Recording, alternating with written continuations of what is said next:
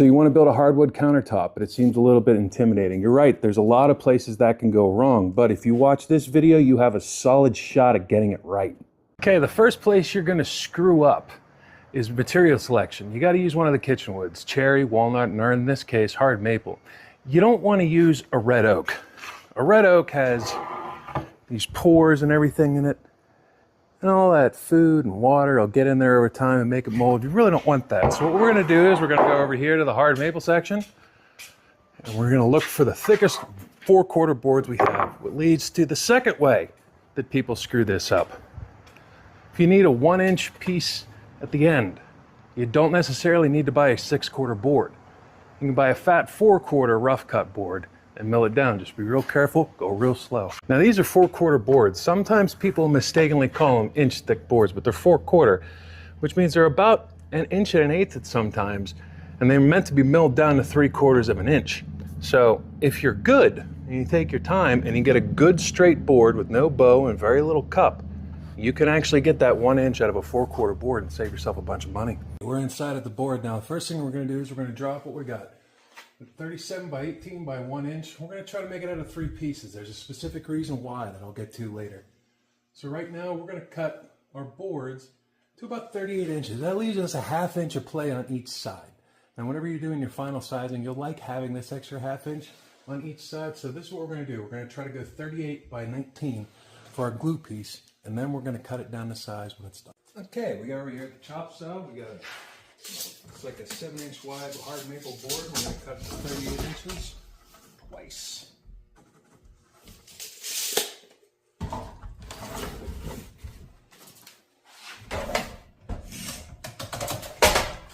Guess it would help if I turned on the power, huh? All right, now we got the juice. Let's let it go.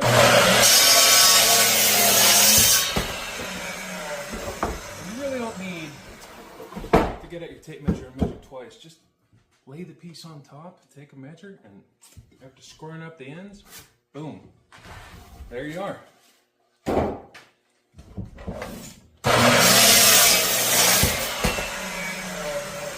Another place people screw up is not getting their boards flat. You have to surface one side perfectly flat with a joiner.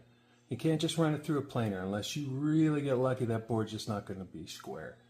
So when you look at the end of this board, you'll notice it might have a slight cup going this way. That means we want to face that edge towards the blade. I've got my joiner set to the shallowest cut it can make. Let's face some boards.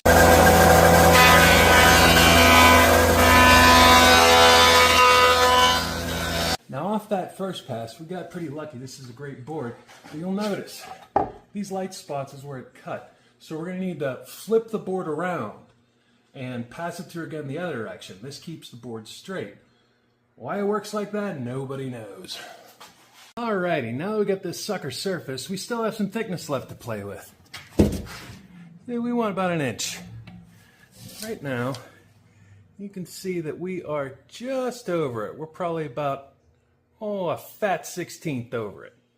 So let's run it through the planer and let's get to that inch. Let's see if we can't leave a 32nd of an inch for some sanding. Let's do that.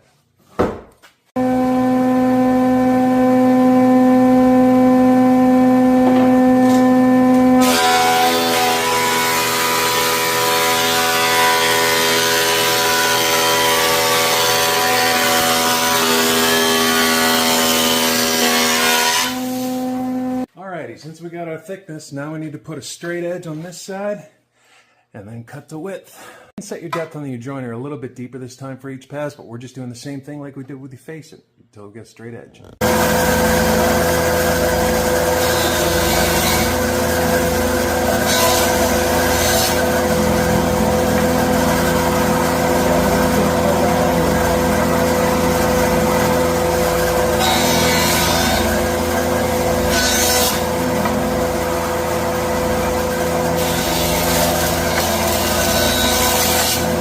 Okay, we got them all done.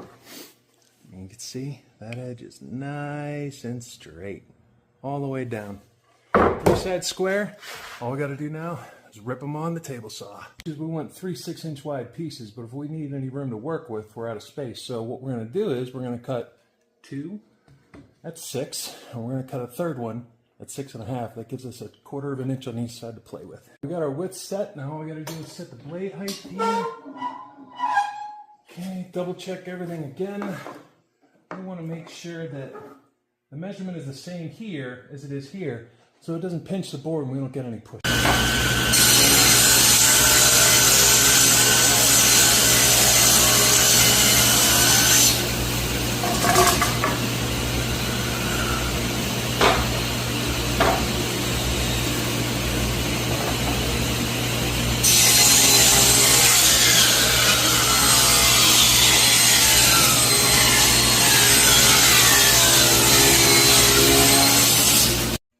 Okay, now we're going to get into grain direction.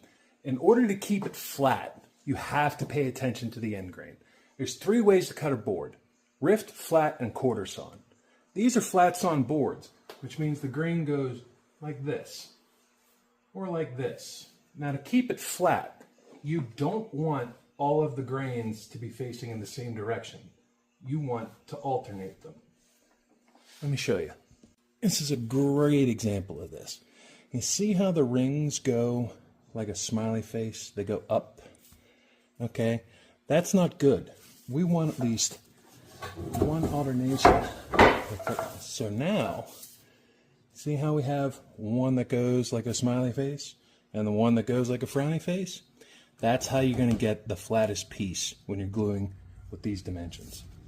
Now, I know what you're saying to yourself, Dave, I don't have a rotating glue rack, but you don't need one. You need 11 clamps, big enough to hold everything down on a flat, level surface.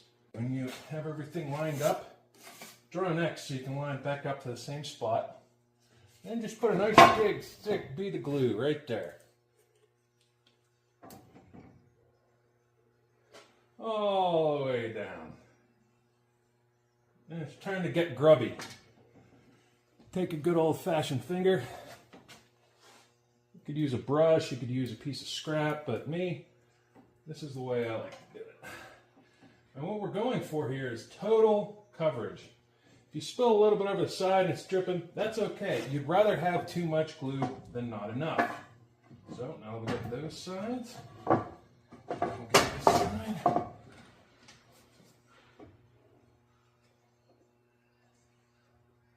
Now what we're looking for here when we push this together is something called push out.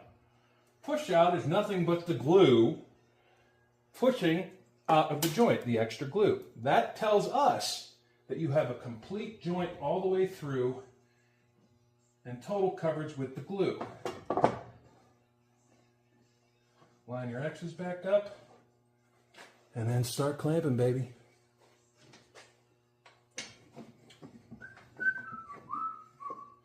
There we go. Keeping our fingers on the joints, making sure it's flat, and don't stop tightening until you see the glue start to pop up. See all these bubbles and everything? That's how you know you have good push out. If you don't do this, you will have tiny little hairline cracks all the way through your work, and it'll make you want to vomit. There's no great way to fill them. You just got to rip it and re-glue it. And once I've got it pretty much set to where I want it, I'm going to go over here and do a first tightening. Just to get everything snug and to establish that push that I'm telling you about here. Here we go. Keep an eye on keeping it flat.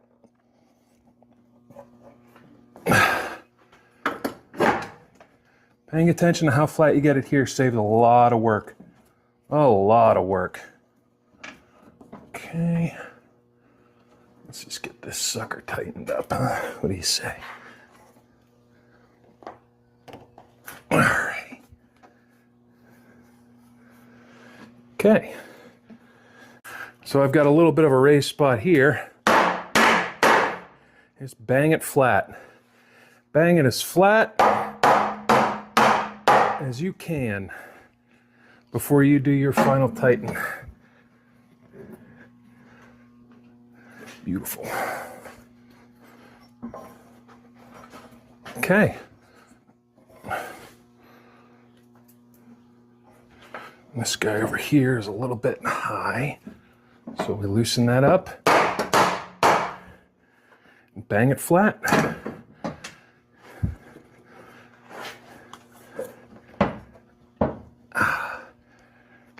Making sure that we establish that push out every time the joint comes back together. After you've got a wet rag and you've cleaned up all the excess glue and push out from the top, you want to make sure this piece doesn't bow.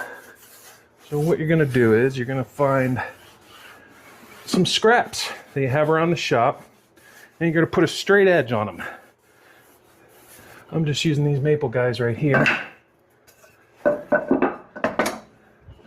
And we're just going to go and clamp these down to the surface, make sure everything stays straight and true. That's not going anywhere.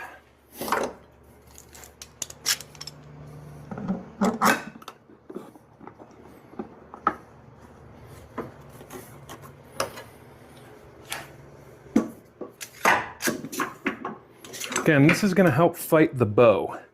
That's our enemy here. We want a nice flat piece of wood. When you've got these, it's not going to go either way. Not bad. Not bad at all. We'll see you in 24 hours after the glue cures.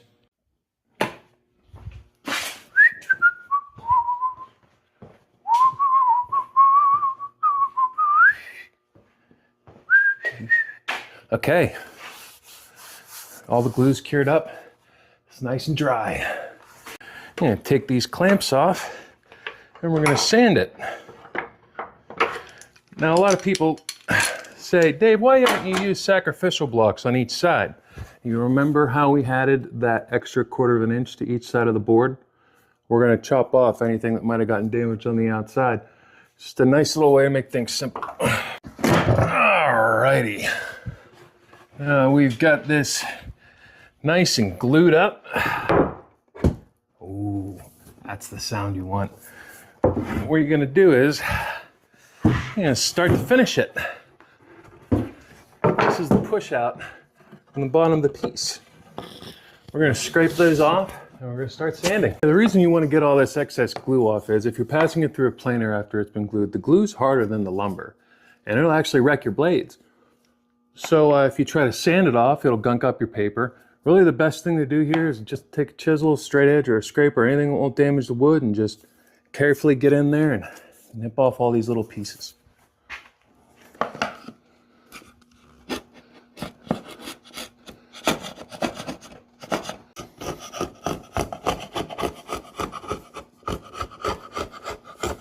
From here on out, it's level. All we need to do is just put some finish on. We need to sand it up first. So take your favorite sander, sanding block, an electric sander, whatever you want.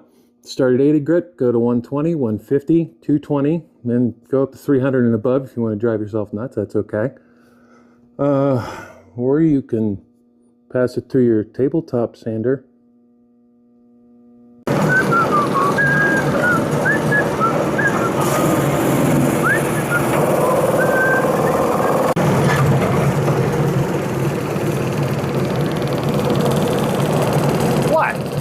Now when you're sanding, you want to go with the grain. Unless you're using one of these, then it really doesn't matter all that much. In fact, it kind of works best across the grain. Okay, now that we got our rough sand and we're happy with it, all we have to do is we're going to run it through the joiner once on this side to get rid of any marks that are left over from the clamps. Then we're going to set our width on the table saw to 18 inches, the final width. And we're going to cut it to size on the chop saw. So yeah.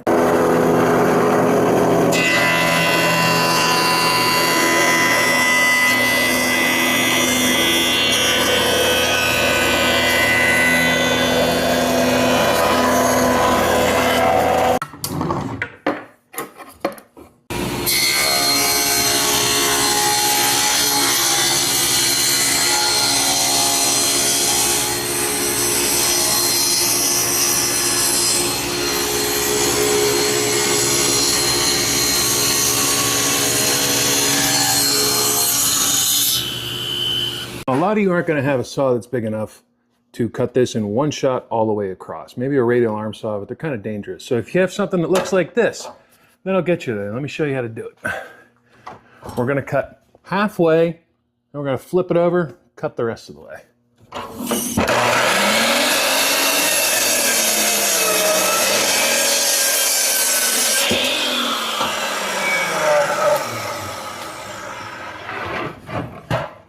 You can only do this if you have a square piece long ways.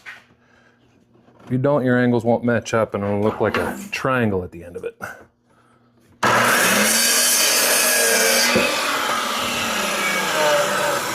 There you go, a little sandpaper, that's how you get across.